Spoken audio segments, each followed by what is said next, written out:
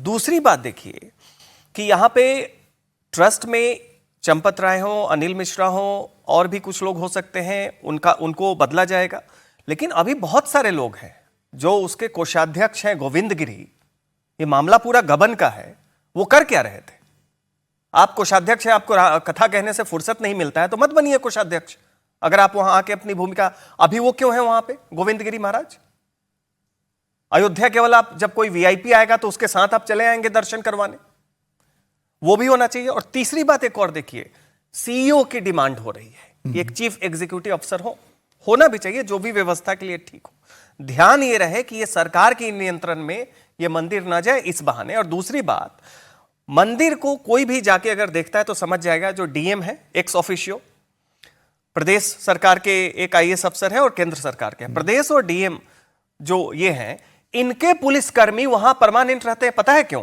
कि उनके रिकमेंडेड कोई वीआईपी जाए तो डायरेक्ट उनको दर्शन कराया जा सके। सारा का सारा तंत्र जो है, चाहे एक्स ऑफिशियो वहां के ट्रस्टी थे, जो ब्यूरोक्रेट्स थे, या बाकी लोग थे जिन पे आरोप नहीं भी लगा है, कोषाध्यक्ष क्या कर रहा था? और इतने बड़े गबन का मामला है और गोविंद गिरी महाराज वहां पे बयान दे रहे हैं। ठीक, बहुत लोग जिम्मेदार हैं। सिर्फ यहाँ पर चंपत राय, उसके बाद अनिल मिश्रा जो डायरेक्टली इन्वॉल्व थे, लेकिन साथ ही साथ जैसा आपने बताया कि वहां पर जो बाकी लोग भी और मौजूद है, ट्रस्टी है, उनकी जिम्मेदारी बनती थी। और साथ ही आप सोचिए कि सिर्फ सुरक्षा में कोई सेंध नहीं है, वहां पर सुरक्षा के बड़े चाक चौबंद प्रबंधन किया गया था और वहां पर 3 लेयर की सुरक्षा भी होती थी। राम मंदिर में दान चोरी की शुरुआत कुंभ मेले के दौरान शुरू हुई, जब भारी संख्या में श्रद्धालु राम मंदिर आने लगे। ऑन एन एवरेज रोज 5 से लेकर 6 लाख रुपए की चोरी हुई है। कोई दिन तो ऐसा भी होता था जब काउंटिंग कुछ हजार रुपए की होती थी। जब किसी की जांच की गई तो पता चला कि वो दिन भी थे जब सिर्फ सिक्के गिने जाते थे। हिसाब लगाने वालों का अंदाजा है कि जब 4 जून को यह मामला खुला तब तक करीब 4 करोड़ से ज्यादा रुपए की चोरी हो चुकी थी।